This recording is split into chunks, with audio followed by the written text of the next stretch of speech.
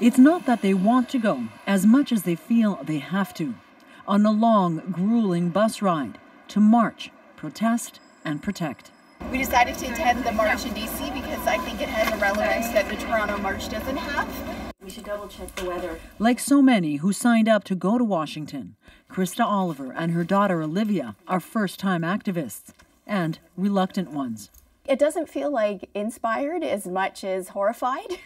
His position and rhetoric made me feel like it was time to get off the couch and make sure that we don't roll back into the previous century. Grab him by the From what was dubbed P-Gate to his denials of allegations of sexual assault. I have no idea who these women are.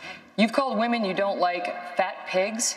Trump has been widely called out on his offensive and sexist remarks about women. The outrage has spilled across borders. Marissa McTasney tapped into it. McTasney and a team of volunteers are organizing the buses and the march kits for the largest Canadian contingent going, about 200 women. They range from teens to seniors. We also have grandmothers who thought they were done, and they're realizing our work is not finished yet. There's no doubt Trump has galvanized the feminist movement. The women's march is going to be massive. But organizers frame it as something more than a huge anti-Trump event. I think it's really important that we have a louder voice saying equality matters, diversity matters, inclusion matters. Here's your maple leaf. That voice will be historic on scale alone. 200,000 people are expected to attend the march in D.C. that will end with a rally on Capitol Hill. And while the Canadian contribution is small, it's scrappy.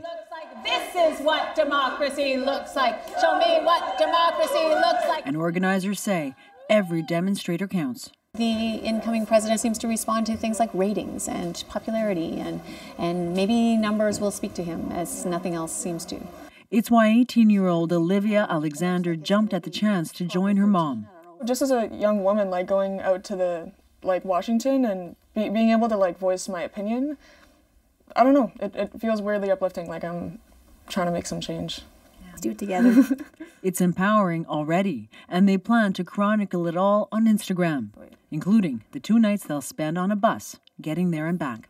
If I can have any kind of impact and all I had to do was give up a weekend and not be able to have a shower for 2 nights, I think that's worth it.